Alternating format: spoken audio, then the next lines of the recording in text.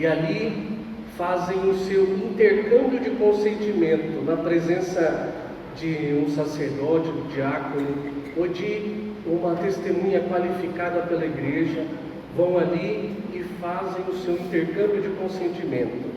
Fala: eu te recebo por minha esposa e te prometo ser fiel, amar-te e respeitar-te na saúde, na alegria e na tristeza, na saúde e na doença, todos os dias da nossa vida.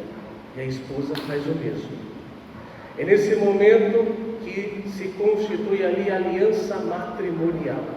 Quando dois batizados, dois católicos vêm aqui e eles fazem esse intercâmbio de consentimento, recebem o sacramento do matrimônio. Esse sacramento que é tão importante. E o bonito do sacramento do matrimônio é que esse é um sacramento que é dado por uma vocação. Assim como o padre, assim como o diácono, é um chamado de Deus, recebe um chamado de Deus e vai ser padre, recebe um chamado de Deus e vai ser diácono, ou uma religiosa que recebe um chamado de Deus e vai para a vida religiosa, o matrimônio também é uma vocação. Aqueles que se unem em matrimônio foram chamados por Deus, escutaram a voz do Senhor e chamaram, e Deus chamou, e eles escutaram, e eles foram e disseram sim para Deus. Falaram sim, nós queremos viver dessa forma. De que forma? A forma de que este amor deste homem e desta mulher que se une em matrimônio representa, de modo imperfeito, claro, mas representa o amor de Cristo pela igreja, o amor da igreja por Cristo.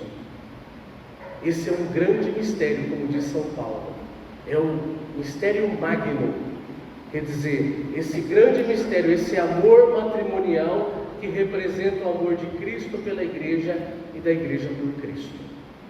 Então, em primeiro lugar, eu gostaria de deixar claro aqui, em primeiro lugar, o matrimônio é uma vocação. E todos nós que rezamos pelas nossas vocações temos que rezar pelos jovens, pelos adolescentes, porque eles também podem receber esse chamado de Deus. É um chamado que Deus faz. Depois, é claro, existem aquelas pessoas que estão em união estável, sem impedimento nenhum para o matrimônio. Ou seja, estão unidas, às vezes casaram no civil, ou às vezes não, mas não receberam o sacramento do matrimônio. Para essas pessoas, a igreja anima, de maneira pastoral, a pedir para que essas pessoas deem esse passo, o passo de receber o sacramento do matrimônio. Recebam o sacramento do matrimônio, não por rigorismos, não é por rigorismos, é porque nós acreditamos que o sacramento do matrimônio é uma graça. É porque nós acreditamos que pelo sacramento do matrimônio, o casal recebe uma força especial, a presença de Jesus está ali. Então, por isso, nós animamos a todos aqueles que não têm impedimento nenhum para receber o sacramento do matrimônio, para que recebam o sacramento do matrimônio. Depois, existem pessoas que vivem em união estável, mas só que têm impedimento para o matrimônio. Já foram casadas na igreja, então por isso não podem receber novamente o sacramento do matrimônio, porque o matrimônio é uma vez só. O que a igreja oferece? Hoje nós temos o processo de nulidade matrimonial. E nós também incentivamos as pessoas a buscarem a fazer esse processo de nulidade matrimonial. Não é que de forma canônica os padres vão dizer assim: olha, você está recebendo um divórcio aqui. Não, não é isso. O processo de nulidade é para verificar se no momento do matrimônio, se aquele matrimônio foi válido ou não foi válido. Ai, padre, mas eu casei e eu sabia o que eu queria. Só que o casamento é coisa de dois. Você sabia o que queria, mas o outro, a outra sabia o que queria. O outro ou a outra sabia que estava indo ali porque queria estar junto com você até que a morte os separe? Isso nós não sabemos. Então, por isso, existe esse processo para verificar se naquele exato momento o casamento foi válido ou não. Se não foi válido, você não casou. E aí, então, a igreja declara isso, a nulidade matrimonial, declara que não existiu casamento e você pode contrair o matrimônio. Então, é muito fácil, é só você procurar um padre da paróquia. Ir lá falar: padre, olha, eu tenho isso aqui, a minha situação foi essa, e o padre vai dar todos os encaminhamentos para que você possa buscar a nulidade matrimonial. E existem pessoas que não se enquadram em nenhuma dessas situações, como por exemplo os casais homoafetivos. Não se enquadram em nenhuma dessas situações que nós citamos aqui.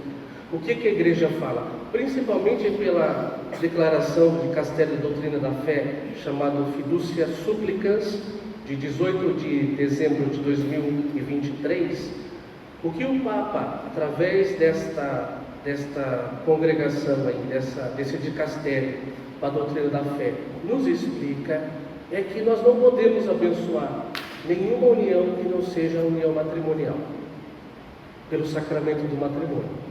Mas isso não significa que nós não devemos abençoar as pessoas.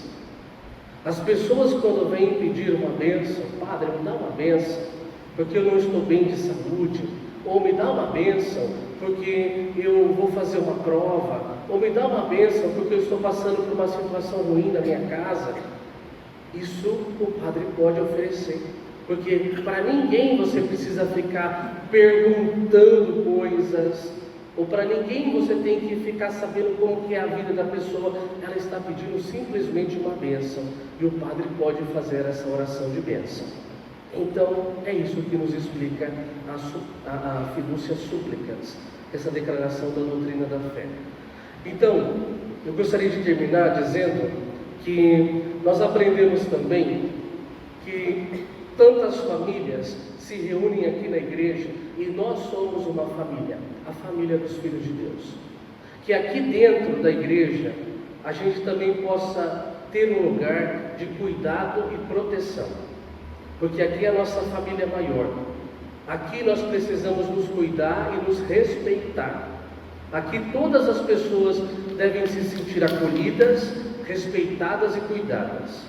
Por isso peçamos ao Senhor que abençoe as nossas famílias e conceda à igreja um coração cada vez mais semelhante ao coração de Cristo, que é um coração misericordioso. Que Deus continue chamando, protegendo e conduzindo todas as famílias. Amém. Rogai por nós, Santa Mãe de Deus, para que sejamos dignos das promessas de Cristo. Amém.